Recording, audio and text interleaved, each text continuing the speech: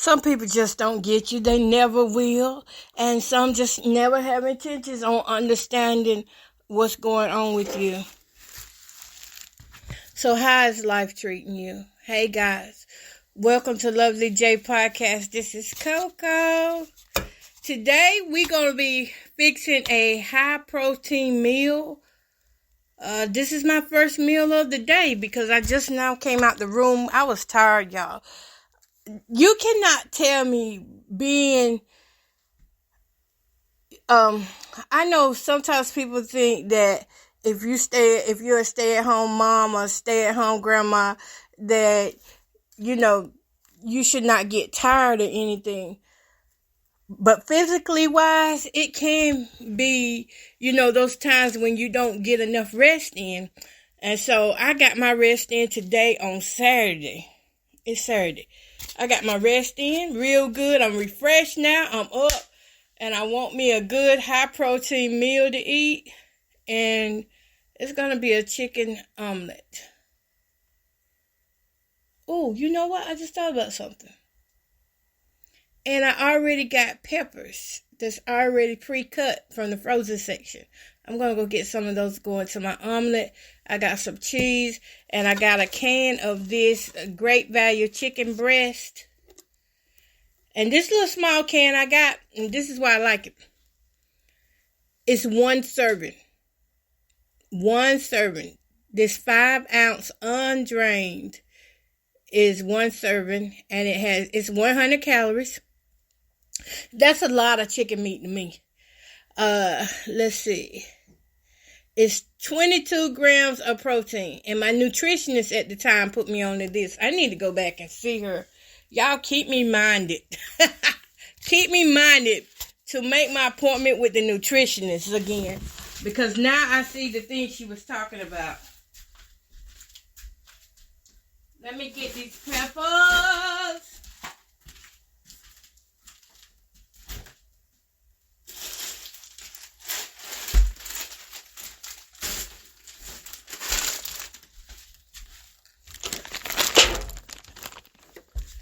Yeah, it's important that you take time to look at how your life is going. Not how you expect people to think it's going, but how do you think your life is going? Okay, let me get the mix in this omelet. I'm only going to eat one egg. Since I plan on doing some more of them saucy eggs. Did y'all try that sauce out on them eggs that I made last night? Look, the recipe is only on this podcast. It's the episode before this one. And if you ain't tried that out, I might do 2 eggs. If you ain't tried that out, I don't know what to tell you. Because last night, it had me licking my fingers. And that's something I do not condone at all, licking your fingers. And I tell my grandchildren all the time, why are you licking your fingers? But that sauce was so good, I was licking my fingers. The only thing that I did not like about it is that I did not put enough crushed red peppers. And I should have added that Cajun sauce that Cajun spice in there. But I didn't want to have it overpowering. And then, have it so hot and spicy that I can't really taste the egg like that. Yep. But it was so good. I think what I'm going to do with this, too, is just to make sure, well, I'm going to leave it in there this time. But I'm going to start eating a lot of egg whites. I wish people quit giving me these small eggs. I'm going to start eating a lot of egg whites. Instead of the eggs with the yolk, try to keep it mixed up. Egg white omelet is good too. Only difference is it's not a yellow egg. But it is really good. Let me add me some spice up in this omelet. I think I want some of this here. Give me some pepper in here. What else? What else?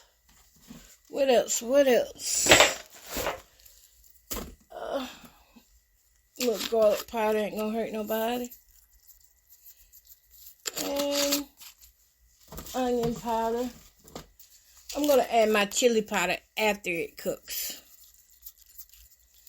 It's 2 o'clock in the afternoon, but look, it's a Saturday. It's my life.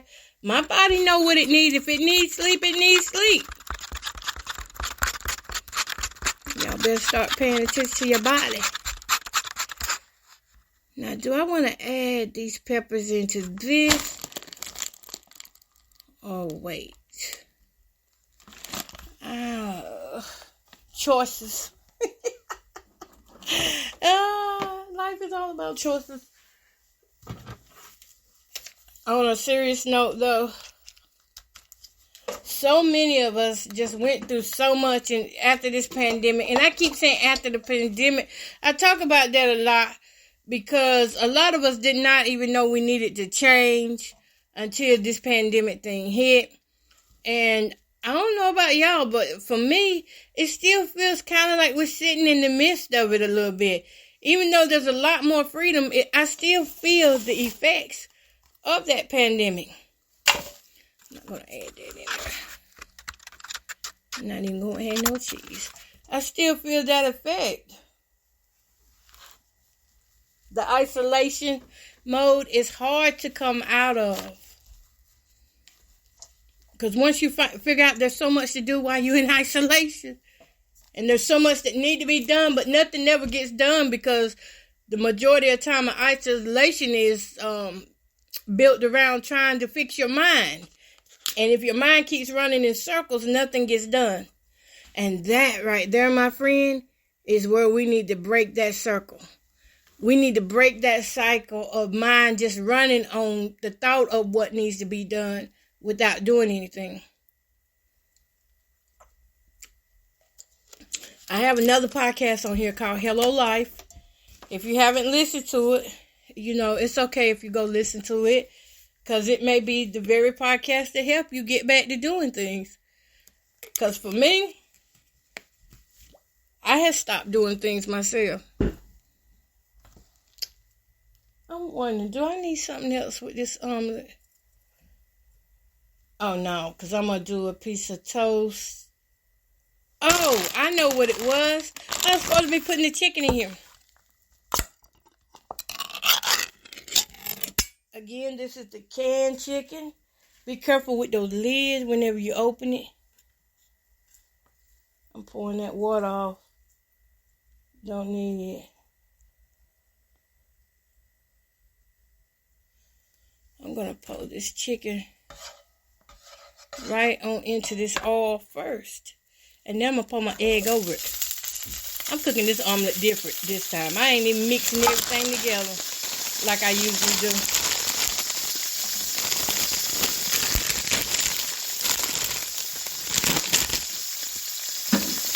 Glad to have this pepper and onion mix though.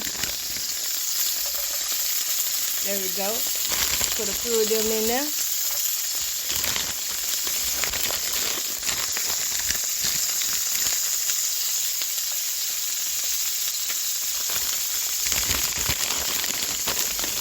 This may be what I do from now on. Just go ahead and buy the bag of frozen veggies like this, because it's so convenient.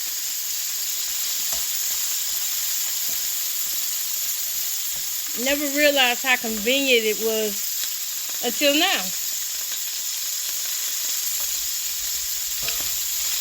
Oh, I hear thunder.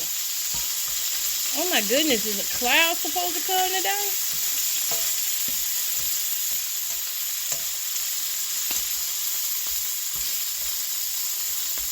I got stuck in that isolation mode because I was here, I was present, but I was frozen. I didn't really do anything. But in May, I started talking back on my podcast, Hello Life, and it was about cleaning up and getting things done that I hadn't done in a long time that need to be done. And that podcast really helped me to see that why cleaning up is so important and it's necessary for our mind, our body, the way we live, the way we talk, the way we present ourselves. I think it's very important. And when you're in a state of isolation and sometimes borderline depression, it's hard to clean up when you're like that. Now, I haven't been depressed. I can't say that. But I was stuck on just getting up, doing my own thing. I don't think it was depression. I think I just got comfortable with doing nothing. I went from being, I just went to being lazy. Just, didn't care to do anything. Messing around on these phones. Y'all, these phones and tablets and things are so addicting. And that's why I didn't do nothing. Because I was staying on Facebook, staying on TikTok, and just really didn't have a belief or care that I needed to do much. So that's why that was. It wasn't because of a depression or anything. But I admit to that. Now, that was being lazy. Just got comfortable with my routine of doing nothing. Oops. Which reminds me, I'm supposed to be, while that's cooking, I need to be putting this little piece of bread on. Now, I know this is going to be hard for me. Just toasting one piece of bread. I'm used to toasting 2 pieces of bread.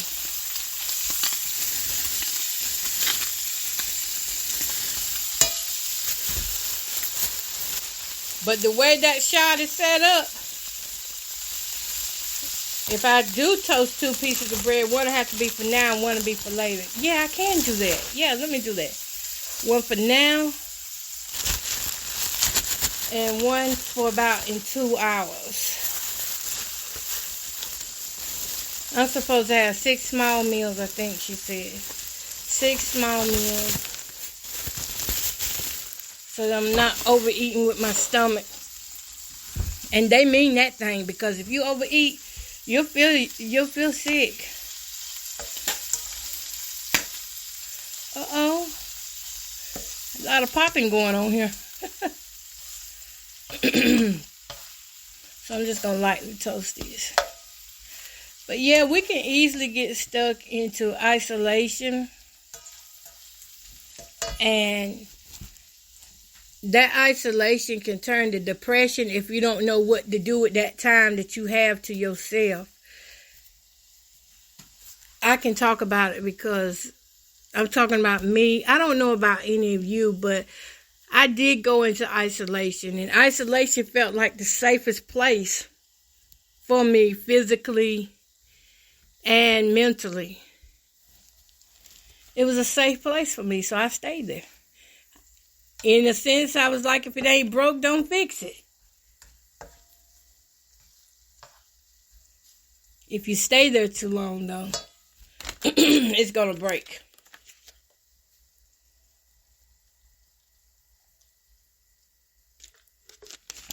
I know my pan did not just cut off on me. Back in May, I started getting up, doing small things at a time. I had kind of, my mind was like somebody with ADHD. I don't have that. But the cleaning process for me was so hard like that. So I had to watch and learn a lot of videos. Because my mind, one part of me knew I needed to clean up and wanted to get up and clean up. But the other part, it was just painful. If you live life with chronic pain, the slightest movement sometimes can trigger an effect that can have you down for months. If you got the spondylosis or the mephalonis in the back, the arthritis, what else? What else is there? With me, I have the lung issues and the what else? I can't even call it. It's so many things that my body has been going through in these last few years that, I just have to believe one thing, that I am healed, that I am well, and make myself get up and do even when I feel tired. Because with some of the lung disease, I don't talk about it to family and friends, but it was at one point where my lungs felt so weak, I couldn't get out of bed like I wanted to. because it was hard to breathe. It was hard to get enough oxygen to pull my sides around. And it was just better for me to just lay in the bed at that point. And that's what I did. Now, at some point, though, I did start feeling a little better, and I started getting back up, stirring around. And I do believe having healthy friendships is a great way to heal. When you have a healthy friendship with somebody, listen, if you got good friends out here, treat them right. Because you need that. That is a part of life that I don't see how anybody can go without. I tried it. I tried to go without, saying I need friends or being around people. And I was one of them people who said I am my best company. But the truth is, we need people in our life. We need fellowship.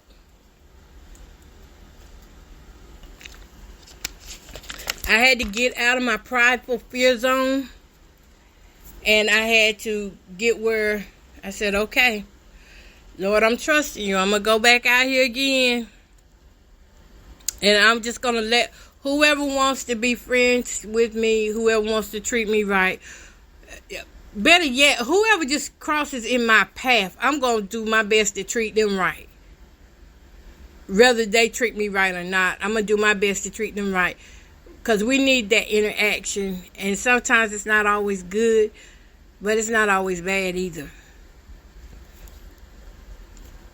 So one of the things my nutritionist said was no matter how fearful you get, you got to keep exposing yourself to outdoor sides of you, outdoor limits. You can't stay in this shell forever. You have to get out and expose yourself to life. Life will not come to you sitting in the bed.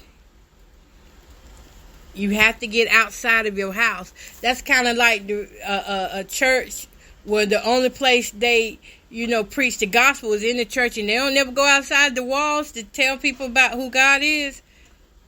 That's what it reminds me of. If you don't ever go outside them walls, if they don't come to church, they're not going to know who God is. So it's up to us who do know who God is to present it to everyone that we come in contact with,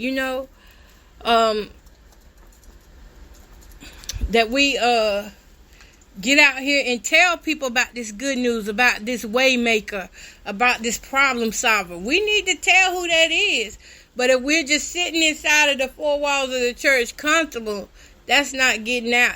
The message is not getting out. And clearly we have not understood the message if that's the only place we think that God lives. Ooh, that's hard, ain't it? But yeah, so it took me a year and some to get to where I'm at now mentally thinking. Because so many people were doing me bad, and I had to just say, well, you know what? If it's everybody, then what part in this am I doing? I had to look back at me. And the part that I was doing was I was allowing certain ones, because not everybody was treating me bad. But then I would turn around and snap at them because I'm in high off in anxiety because of what the bad ones is doing. So I had to learn how to, and I'm still working on that. I'm not saying we're perfect in anything, because it all takes time, and it takes love and grace. It takes God to, having faith in God to move these mountains. It takes that. It takes all of that. But I thought that if I start with what I am around first, which is my environment, cleaning up my environment and going from there. And turns out it was right. God was right. I started cleaning up on the inside of me. Started studying the word more about how to get these impurities out of me. Because sometimes we can pick up other people's bad spirits.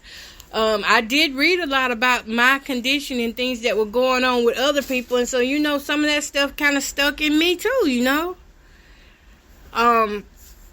I had to get that up out of me because that's not who I was. That's what they went through. So let me make this clear. Hear me clear. Do not take on other people's spirits. What they go through is what they go through. Do not let projection sit down on you, because it's so easy to, for people like me, I could be sitting here just having a conversation with you, and you may think that I'm actually talking directly onto you, or putting my propaganda out there. If it's something you don't agree with it, hold to your faith that says, I don't agree with her, or she may be going through an issue. Don't just, take my word for it, but the Bible says try the spirit by the spirit. And that's what you got to do too. And that's what I had to start doing, because not everybody was treating me bad, but the many that were treating me bad had me trying to lash out on innocent people who were like, I don't know what's going on. I didn't do anything. This is all I did. So don't let that projection look like it's God's rejection, because it's not. What you got to do is discern what a person is saying. And what I'm saying in this hour is that if you want life to get better, you can't just keep sitting there reading about how it's going to get better or talking about how it's going to get better. But you got to get off your badunkadonk and make it better even when it's bad. And that's not easy. But I had to start off with cleaning my house up first, y'all. That's the air going on and off. I always tell y'all that. But for those who don't know. But I had to make up in my mind that I do like life, regardless. Even when people are treating me bad, I do like life. There are things I like to do. So I had to get up and expose myself more and more to the good things rather than blowing up these bad things. I'm trying to expose myself to this pan. Y'all, the skillet is not came back on. Like, why is it not coming back on yet? But expose yourself to more good things and see how your body starts responding to it. Because the more I kept getting up, cleaning my house, I started breaking down sweats. And now I started using muscles and fingership. I don't know if that's a word, but fingership.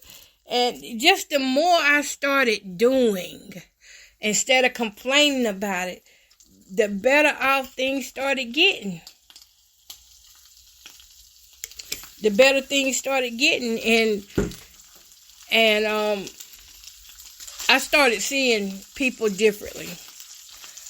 I started seeing even those who were treating me wrong. I was like, okay, I see this, because they're going through so much already themselves, You can look at people and tell when they're going through things. Pretty people,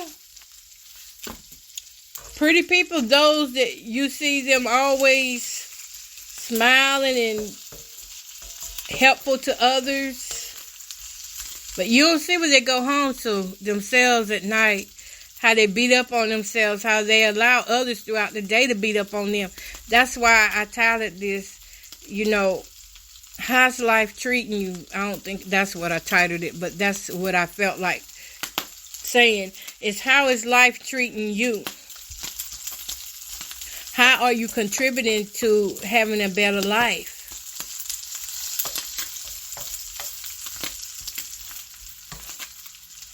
How are you making things better for yourself?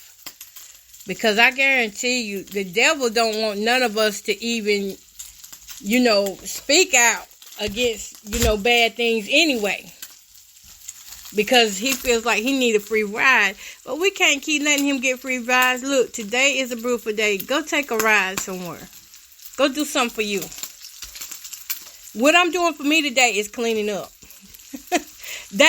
And a woman told me, well, she didn't say it directly to me, but, I was watching her thing. No, actually, I'm wrong. It wasn't a woman. It was Meta AI. The messenger service told me cleaning up is a form of self-love. And that hit home for me, because A lot of us who come from the country, sometimes we don't realize that. We just not starting to get all this self-love thing going on, and how to take care of our mental. Because back in our days, our parents, we ain't never heard no parents talk about mental health or nothing like that. Never. I never knew my daddy had PTSD. Didn't know he had PTSD until he died. Did not know that. Never knew the reason why he was, the way he was, because he had PTSD. Now, he didn't hurt nobody, but he stayed laughing all the time and joking all the time.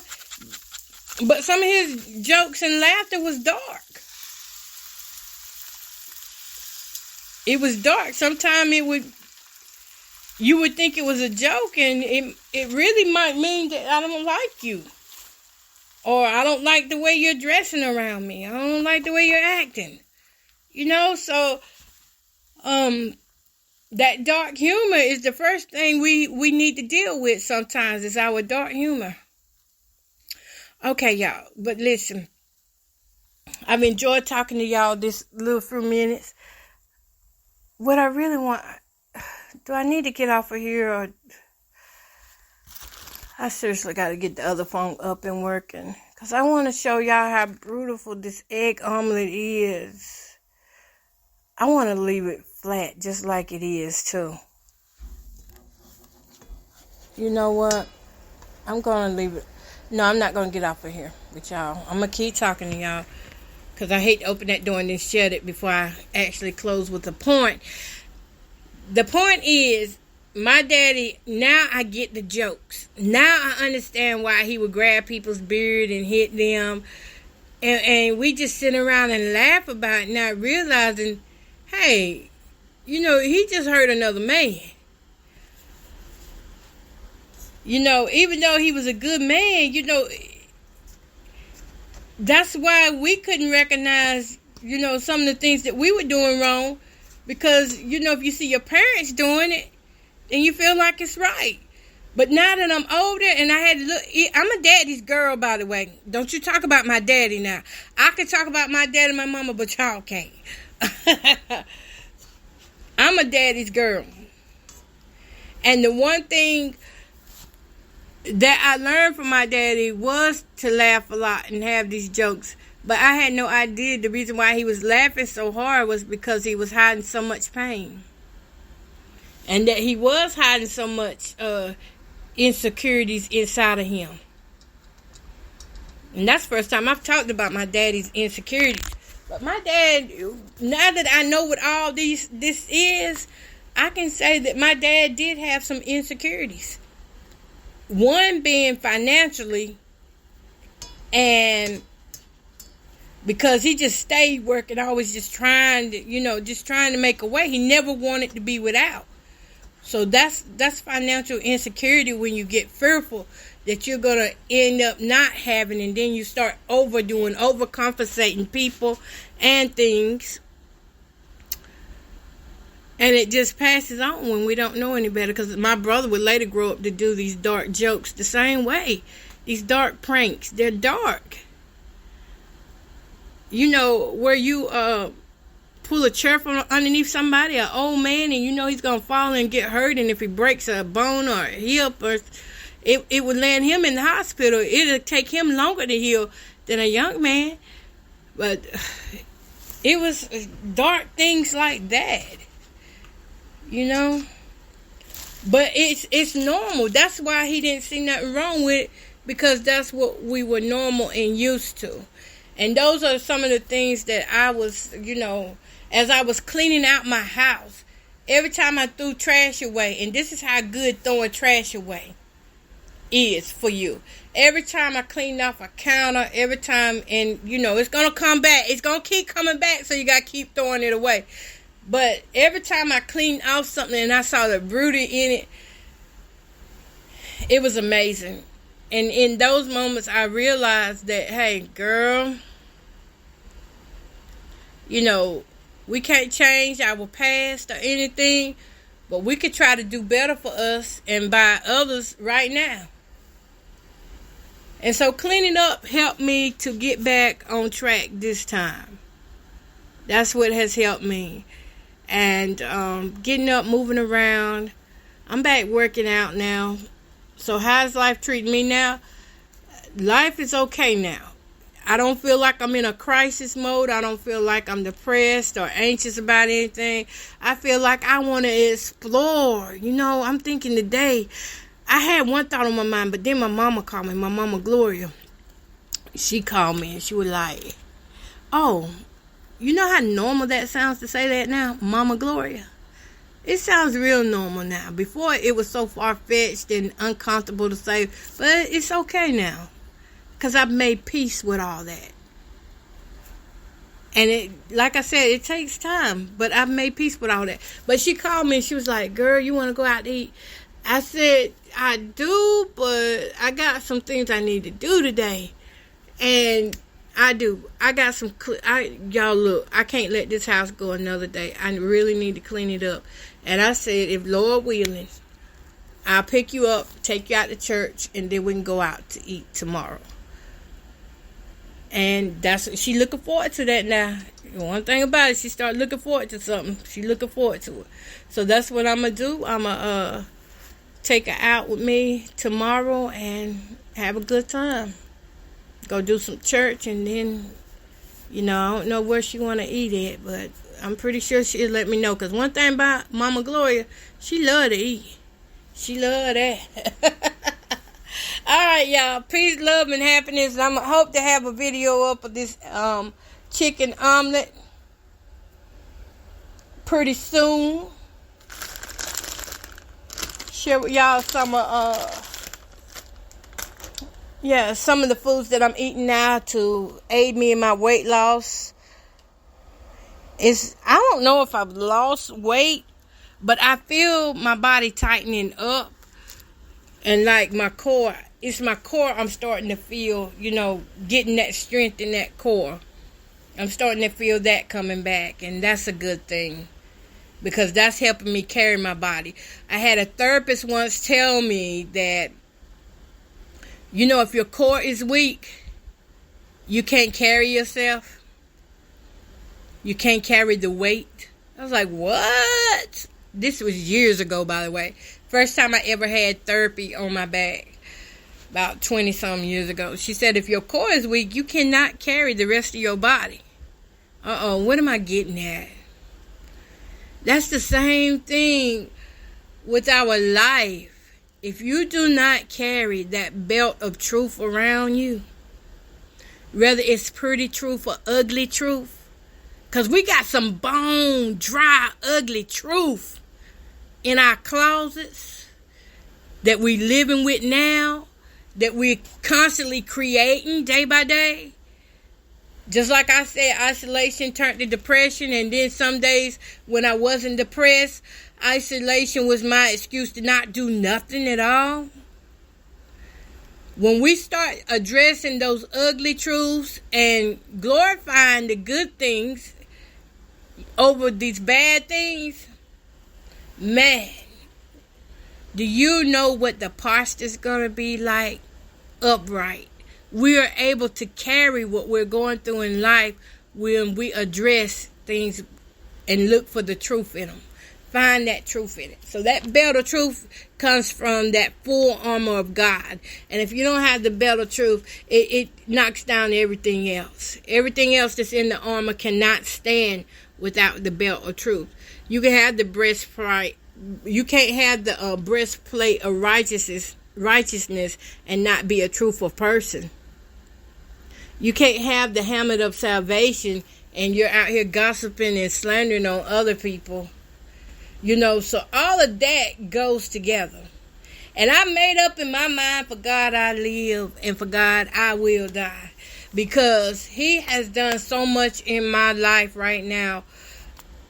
I got so many people that be laughing and picking at me about my faith. And they even, you know, try to mock me about how I pray. And, you know, a lot of mocking and things. But you know what? You got to let the mockers mock. Let the assumers assume. Let the talkers talk. and let there be light. Because anytime you come up against a child of God, and I will not stop saying it, when you come up against a child of God and that child recognizes who they are, oh, you got a piece of work on your hands. Because every time we get knocked down, because we're going to get knocked down. Because one thing about it, we can't always, we prophesy in part, so we don't always know everything that's going to go on. But when we get knocked down, we do know, and this is for all teachers out there, we do know that we are supposed to what? Get back up. Even if we don't know how we're going to get back up, we need to start climbing our way through the trenches. We need to start grabbing hold of ropes or whatever to pull ourselves up. We have the knowledge of that because God loves us, we can get back up even when things still look bad. We can still smile and laugh even when we done lost a majority of things in our life, a majority of people in our life. We can still rise because we belong to God. Now, if you don't belong to God, you don't know anything about getting back up. You just know about getting revenge and retaliating. That's where retaliation comes from. People who don't know God, they want to get back at people who they think done them wrong. They want to get back at people who they want to control but don't have control of. And so when people can't control you, what do? They control and spin the narrative of negative things on your name. And you have to still get back up from that, because that's a form of murder right there. When you speak on a person's character, when you slander somebody, yeah. So I'm going to leave y'all with this. Then I'm going to get back cooking. Remember, the power of life and death is in your tongue. Don't you dare speak negative about yourself, about your situation. Look, if you got so many bad situations going on in your life, look around at what's really going on in this world to some of the other people, and then look inward and find the opportunity in the situation that you're in. I don't like the situation I'm in right now, but I do find the opportunity in it, because now that I know who's on the devil's side, I can offer them God. Come on. Once you know who's up against you, you can offer them God. You can tell them about God. You can, give them a Bible. You can give them a smile, because it might be the only smile they've seen all day. Even if you ain't got all your teeth, you might make them giggle a little bit if you just got 2 bottom teeth. Can I get 2 bottom teeth people to start smiling back at people so that somebody can laugh and you still feel secure about yourself? Come on, y'all. I ain't lying and I ain't playing, because I got only a few teeth myself, but I'm serious about that. Y'all put this cheese onto this omelet, and then I'm going to get off of here with y'all, because I want y'all to see how pretty this is. And by the way, the skillet, I cut it off so I could stop the cooking process so that I can finish talking to y'all. But now I'm finna cut it back on. So peace, love, and happiness. Y'all go have a great Saturday.